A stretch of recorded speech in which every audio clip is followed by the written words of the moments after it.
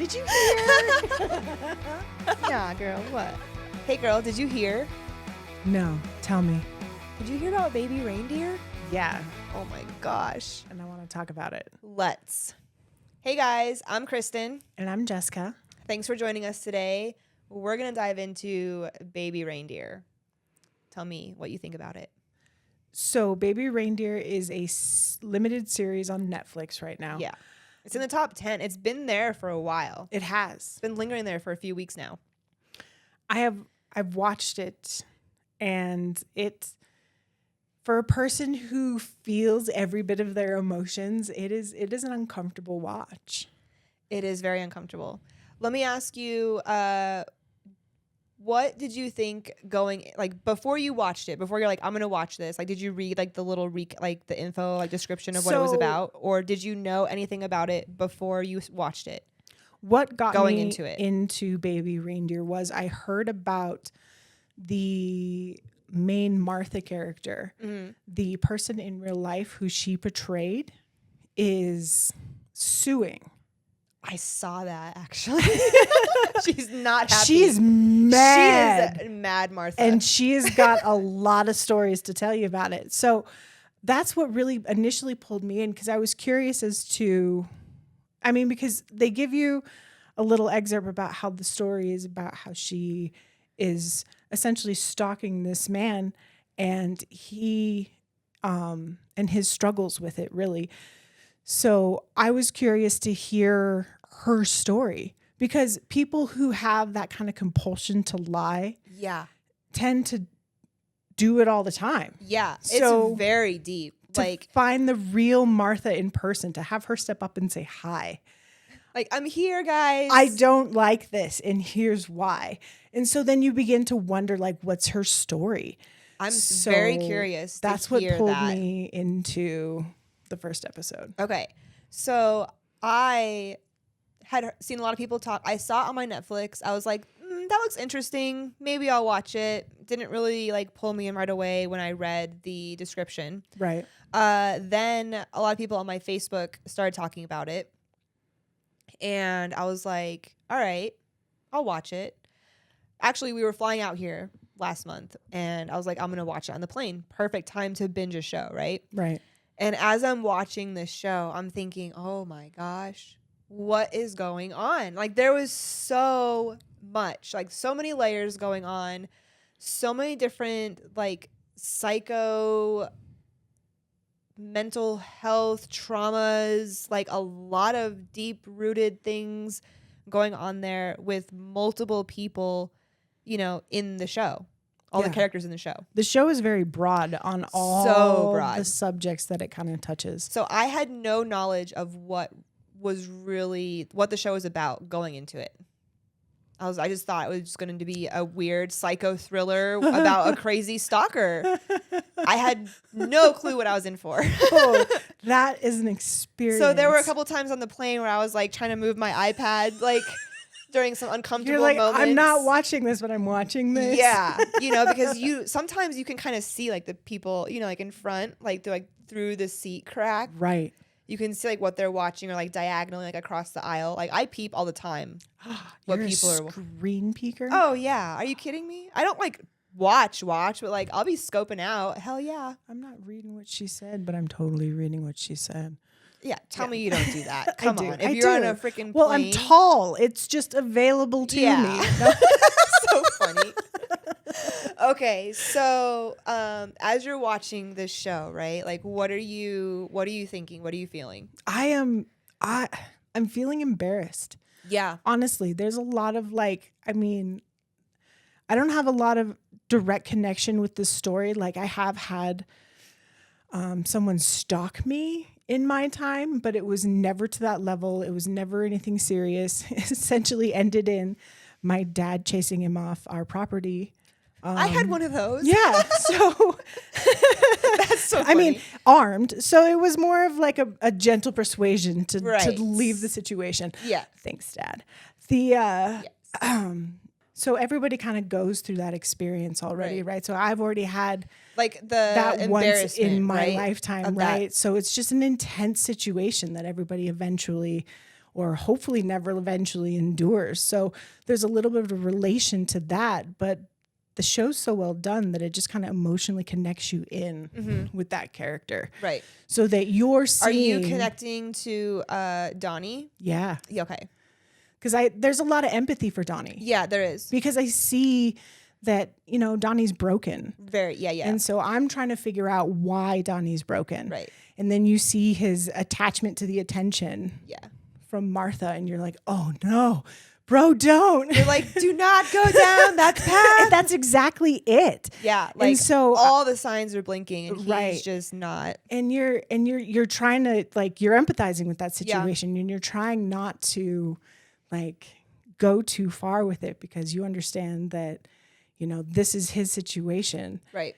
And you're not trying to push it forward and automatically assume how this is going to end up, because it's hard for anyone to realize that you've put yourself in that situation. Right.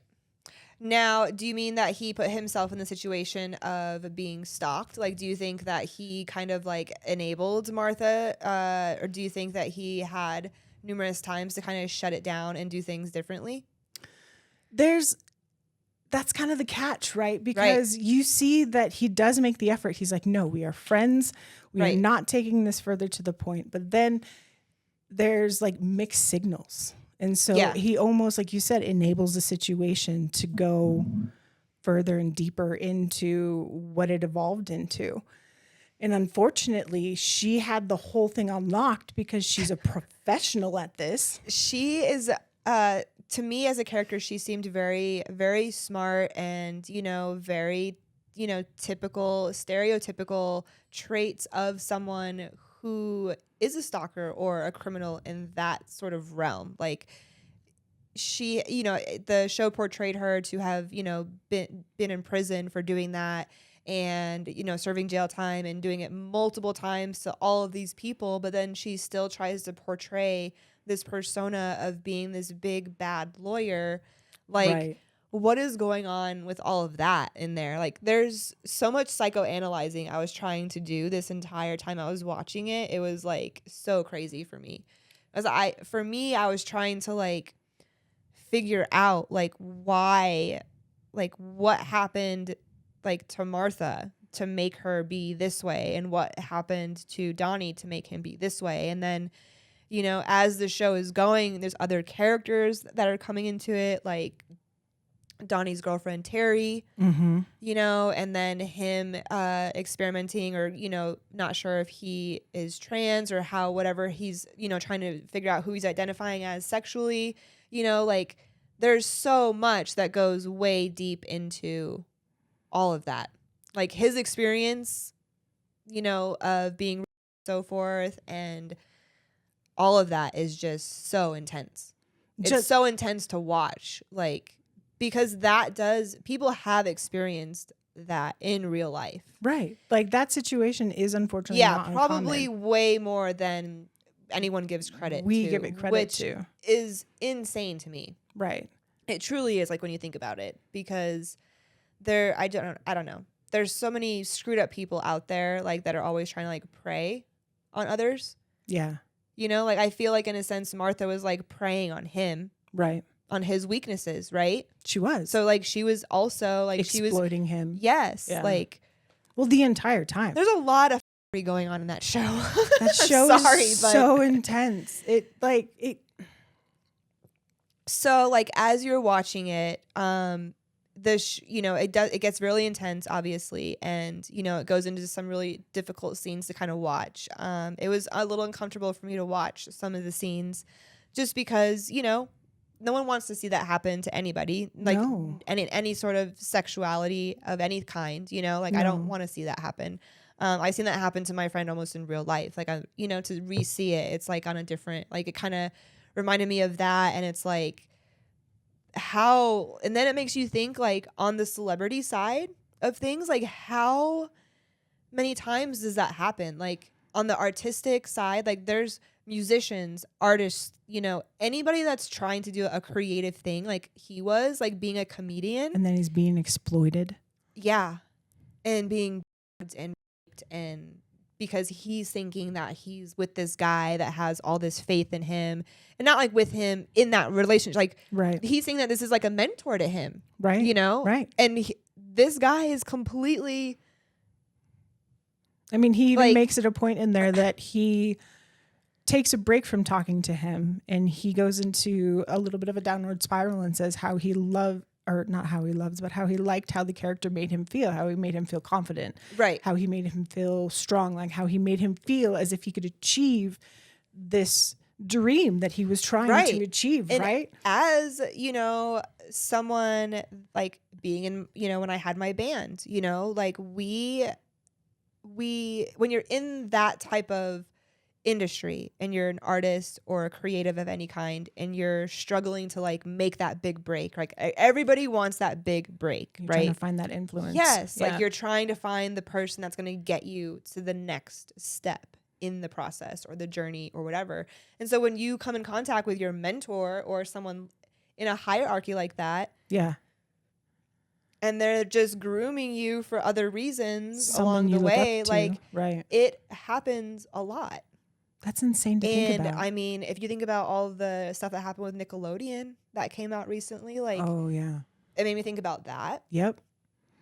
That Like also hit it the just nail like, right on the head. It's just the exploitation of people, so much. which is so uncomfortable. Like, why? Why do you need to like milk for the talent? Like, Right. it's already readily available.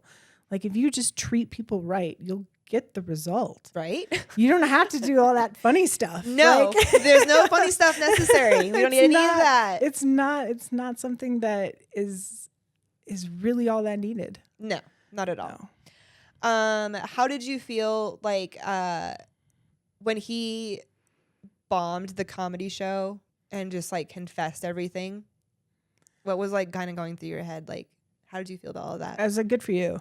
What? Like, good for you. Yeah. That eventually had to happen. Right? Like, and that's how, that was his like next step to fame. That's what got him above and beyond just being a single stage comedian. You know what I'm Right. saying? Like, that's what gave him his fame. Yeah. Was just finally breaking and telling his story. But in a sense, like it makes you wonder, like, why did it have to be that to make him famous? Like, why? Like, why did everything have to lead to that? Like, why did he have to break for him to be famous? Like, was he not famous or good enough before with his talent? Because Wasn't he that was kind of the doing point? he was doing the same acts in the same skits, you know, and stuff after he went viral, after, you know, when he flaked on that comedy show and Right. confessed everything, he went viral after that and was still doing the same types of skits and stuff in his comedy acts when he was famous. So Right. why did it take him, like, why did he have to break to get famous? I don't know, because people love the drama, right? I mean, I don't know. think of other situations where It's shitty. something dramatic has to happen in order for someone to gain fame that's been trying to gain fame this entire time. It's really shitty though. Well, yeah. like like it just, because what ends up happening to his career after that? Oh, yeah, he torches it. Yeah. Well, I mean, to be fair, he kind of flips the script and becomes obsessed with Martha Yes. and ruins his own path by diverting and divulging into her voicemails. yeah. Which is crazy, because then you start to hear Martha's story, right? So this entire time, Yeah. you are just like, who acts like this? What are you doing? You are next level crazy. Yes, like, bro. I mean, I watched this series and I'm like, she ripped out a chunk of her hair. Yes. I was just, spoiler alert, but dude. I know. I'm trying not to spoil a lot, you know. I mean, I think it's been out long enough that we can talk about it pretty openly without there being too many spoilers. If you are spoiled by that, I'm sorry. It's you all should have right. watched it sooner. Right. No, but I was mind blown by how absolute Just nuts off the wall. she was. So instantly. And what was with the everything being misspelled and the emails and like how the she obsessive- typed sent from my iPhone every Yes. single time. Yeah. And like all that's the just burner obsessive phones behavior. and like that's just obsessive behavior. That's a that part of why type she's of behavior is so bizarre to me. broken. Really? Yes. Like I have such a want to understand it. Is I that can see weird? that. No, that's not weird. I just have like a want to understand like Why are you like this? Yes, like why are you so weird like that? Why are you so obsessed? Why are you so weird? But like her apartment was crazy. Yeah, you get a and peek into her apartment and see yeah, how which just was like that was trippy. I was like, oh, so gross. And but you're like you saw that and you're like, ew, but yeah, that makes sense. but then, like you said, it circles around and you start to hear Martha's story. And even though she kind of becomes more, sorry, I had a little burp there. As she becomes more crazy, right, as he's becoming more obsessed with her, we're hearing all of these voicemails and stuff that he never listened to before. right, because he went like silent, didn't he, for like a Right, little I think while, so. and then he like picked back up. Yeah. It's nuts. It's a crazy ass show, guys. It's crazy. There was one part in there that I thought that she was actually going to like kill him, and it was in the alley. Oh yeah, When, do you know what I'm talking about? Oh, When yeah. she like started following him and then giggling and like paying tag. I was like, oh my God. I was like, this is so creepy. What would you do in that situation? Would you just like, Dude, I would just would you I would- run? Would you like, I where's would your run. fight or flight Okay, here? First of all, if someone even remotely started interacting with me that was like Martha and I Googled them and they had a whole List of freaking information. Yes. Yeah. I wouldn't continue no. communicating with them. Yeah, well, Like attention's attention. attention is attention. And I guess if you're in a really bad place mentally, you look for it anywhere. You do, You do. unfortunately. But that point in the alley, I thought she was going to kill him because she like pinned him up against the wall and like grabbed his Yeah. junk like all. I was like, oh my gosh. It's like, girl, you are crazy. That was an He's intense nuts, scene, bro. I mean, that scene was so dark in It was. so many levels because you It's such empathize a with his like freeze moment and just the Yes. inability to And do anything where you're like, "Wha- poor guy. yeah, because he's literally just frozen there. And I had also had the thought afterwards, it was interesting that they had the scene, where it's a female stalker and a male victim Mhm. because it's always reversed. It's always the women are the victims. You know what I mean? Yeah, like in In most most- media. Yeah. In most media and like in most, police type shows and stuff like that, the women are usually always the victims. It's always the males that are, the killers or this or the whatevers, the right? ones that are crazy. But Yes. it was unfortunate to see that it's handled the same way. Like Yeah. it doesn't matter if it's him, I know. you, me, her. It's still handled as blasé as well. I mean, really prove it to me. Prove it to me Yeah. that they're stalking you and Right. you're being affected by this.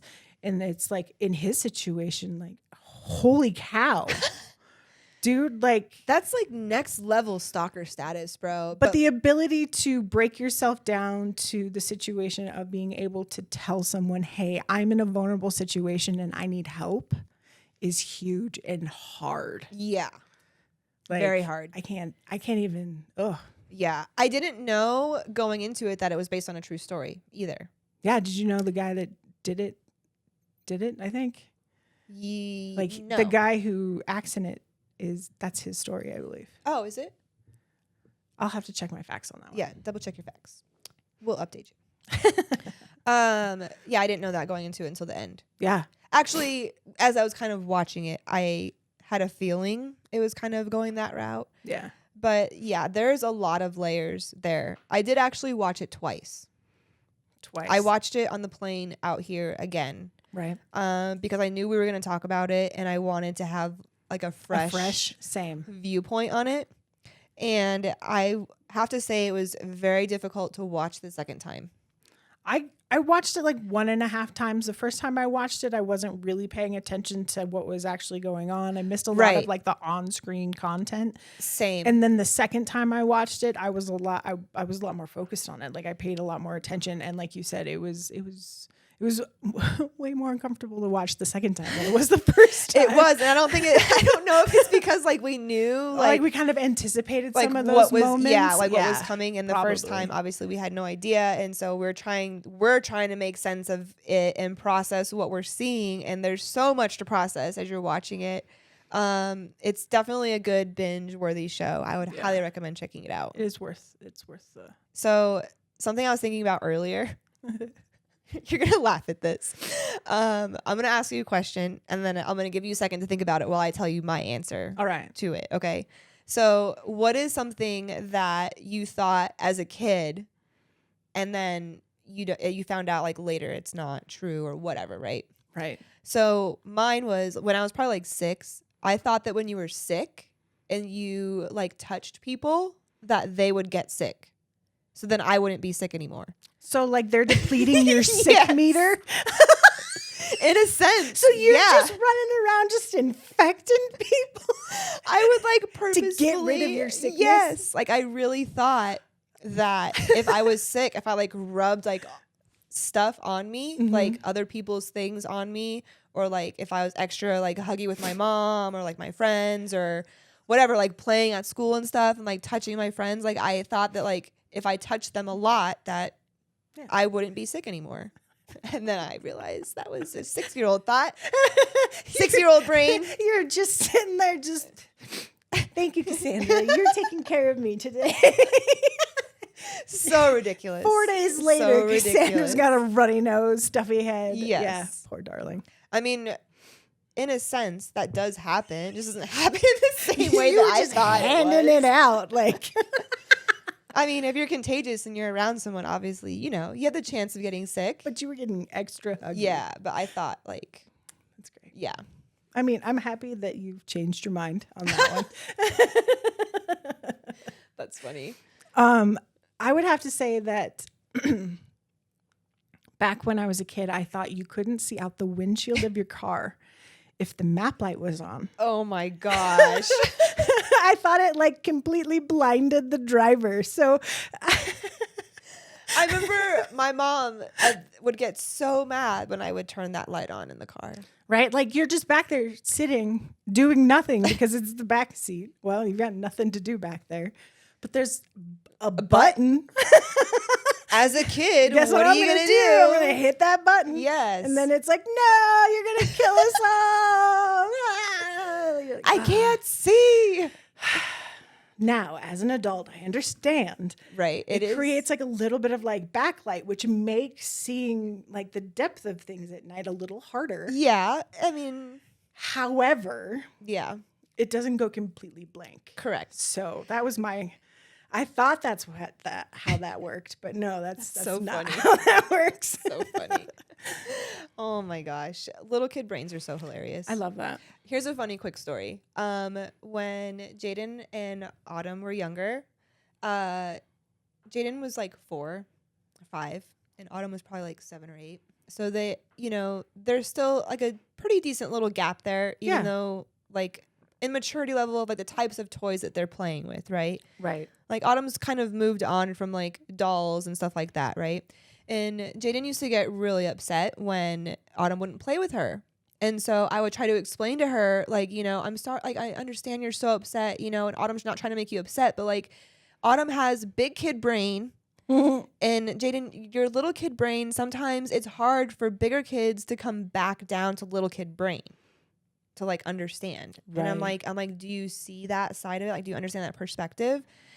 And she would like come over, like she came over to me, like, cause I was looking at her. I'm like, do you see that perspective? And I was like talking with my hands. And she came to like stand like, next to me to like look, like, do you see the perspective? Physically, she's like, where's the perspective? It was so cute. It was so cute. Yeah, little kid brains are great. I thought quicksand was going to be a bigger problem. Quicksand? Yeah, I thought quicksand was going to be a way bigger problem than it actually is. Oh, yeah. Like the quicksand. Yeah, the like people, you would be like get walking trapped through in. the desert, right? And then all of a sudden, whoop, you're gone. Right. Well, we grew up in very desertous climates. Like We I did. grew up in Nevada and then spent a lot of time on like the western slopes of Colorado. Yep.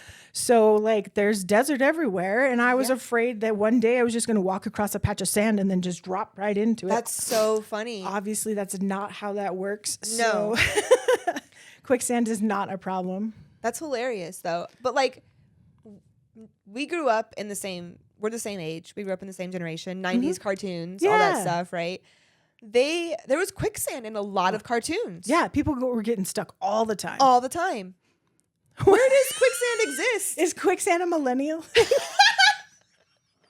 Where does it exist? I Is it don't- like in Egypt or like the Middle Eastern countries? I've not checked my facts We on need that to one. we need to look but that up. It is not close enough around here. It I is believe. not in Nevada or Arizona. I I will believe tell you it like that. happens with like, you know, where there's a lot of like moisture underneath the sand. Yeah, I think so. And It would probably happen in Florida, I bet. we better look into this. Actually. Quicksand might be a problem, It might be a problem in Florida. I could see that though, actually, right? because you're like below sea level there. What's that like? I mean, well, you're like there. You are the sea's just right There's over there. no. You know what's weird about driving around out there is you have no idea what direction you're driving. What do you mean? Oh, because there's nothing to orientate yourself. No, like everything just looks the same. You're like, I hope there's I got not a little lot of end spinning on my elevation. dash. I mean, you really have to know your streets and know which way they run, or like the major highways and stuff. Of course, obviously, I never to get your considered that. bearings. I've always had either a mountain range on either side Right. to like put me in the direction. When I lived in Long Island, it was really easy to navigate because Yeah, like one thing on one side. yeah, it's either you went north to the North Shore or south to the South Shore, and you're gonna hit ocean on either one. And then if you go all the way out east, you're gonna hit ocean and the end of the island, or you go west and you hit New York City, Manhattan. That was it. Like it was so easy to navigate out there. Right. That makes sense. I mean, because it's on the edge of Out here is The very map. easy to navigate. Yeah. Colorado, very the easy range. to navigate. Florida, not so much. That's wild. I didn't even think about that. Yeah.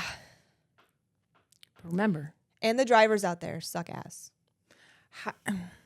okay, I think drivers suck ass everywhere, but what makes the Florida one special? There's a whole other type of like Florida fuckery that happens out there because you have such a melting pot of people from, you know, a lot of countries. There's a Makes lot sense. of, It's on a coast. yeah, right? Or it is you a know, coast. there's a lot of, you know, Cubans there and stuff like that. And I'm not saying anything like that.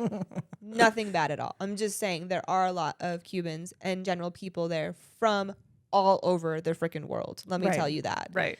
Like just as much as New York, very big melting pot, especially Miami, South Florida, Fort Lauderdale, all of that area, which is where we spent a lot of time filming.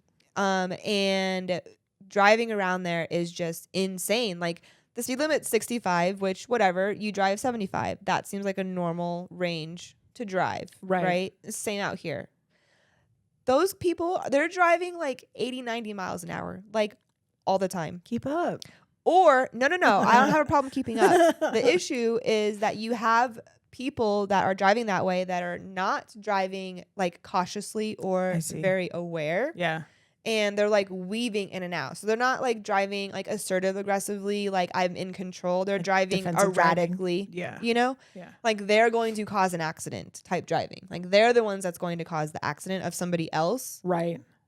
Because somebody else is trying to anticipate what they're doing, and they're not giving the clear anticipation signs, right? That they're not sending the proper ESP to that Right. person, Yeah. right? There's not. I'm coming over. There's a block in the Yeah. the energetic message, right? And so it's just crazy. And then you get people that are driving 35 miles an hour in the fast lane, or you're in the fast lane cruising, and someone's just like cruising there in the lane too, next to you, and they just decide to get into your lane. For no apparent reason. Hello, like, I'm it's here. it's just a lot of chaos. It's a lot. You It's know- hard to explain. Like you have to just experience it. I have. I've done a couple road trips. That is true. You in have Florida, and one thing I do like about Florida though is that people have more respect for the passing lane than anybody does here. Like I mean, and I know you said you had some people slowing up in there, but like through my experiences through like the Tampa and like Orlando and the places that I've been, here, if you're in the passing lane, it's just another lane. It's just another day to these guys. There's no sense of urgency. This is the lane that you get in, that you know you have the money to get the ticket. I don't need everybody and their mom in this lane with me too. Head on over. There's a lane for you. Right. Like, give me the passing lane to do the passing thing. So we've been to Puerto Rico. We went to Puerto Rico for our honeymoon. That's dope. Rented a Jeep, which was like the coolest part. And so you guys go on some pretty cool vacations. We've had some great excursions. We rented a Jeep down there, and like you said, the people that just like, oh, I'm in your lane now, that we call that Puerto Rico driving, because there's no, it's just like you are crammed in there bumper to bumper, and you are just like, I'm over now, deal with it. Yes.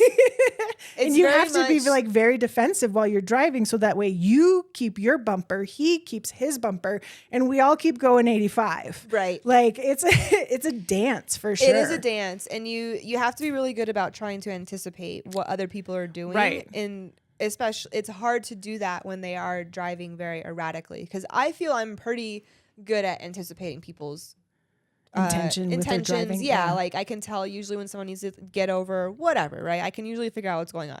But when someone's just like hot rodding through, and I'm like, what are you doing? Like, and other people are like, it's other people's reactions, I think.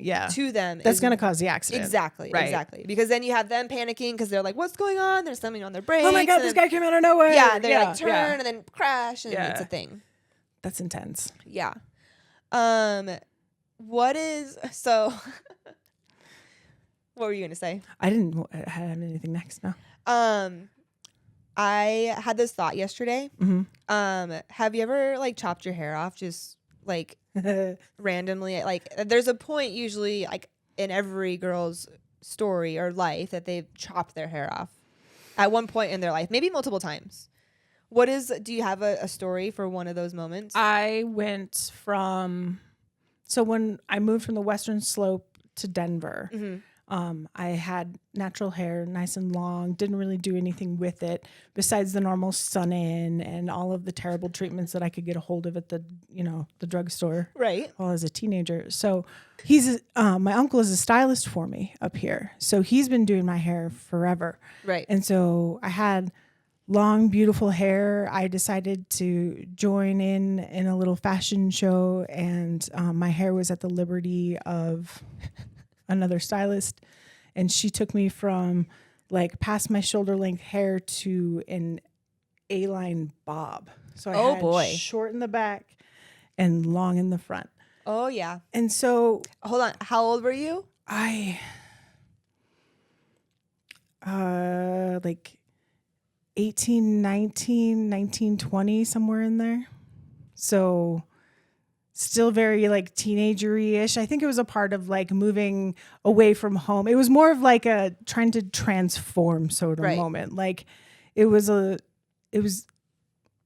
opportunity, and I took it. Right. Like they didn't force me to do it. There was no like gun holding. They're like, we can work with it, but we think it would be cute if. Right.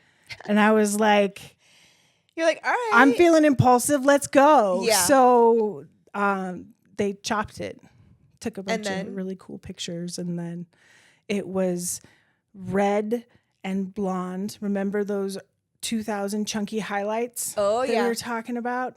Those beauties were in there. So it was an adventurous color. And from that point forward, I will never have short hair again. You were like, I will not. After that day, you were like, what did I do? No. Well, because I deviated from my uncle to do this. Like, he didn't do this to me. True. So after this point, I never want short hair again. Like, I try my hardest to grow it out How long did you keep the short hair? Till it grew out. I did not keep the short hair. Oh, okay. So it was like you chopped and then that's it. And then I grew it back out. That's so because funny. I hated it. I was like, what did I do? I will share my chopping hair story and then we have to wrap up.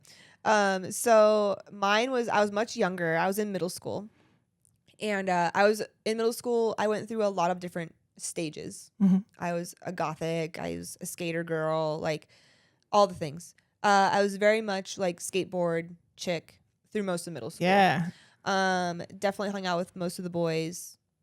One of my good friends that I hung out with, Brittany, her mom was a hairstylist, and her sister, we came home from school one day. Her sister, Brittany's sister, was a year younger than us. So she was in 7th grade. We were in 8th grade. And we came home from school. Her sister had got her hair, like her mom chopped her hair off, and it was so cute, like this pixie cut, right? Right.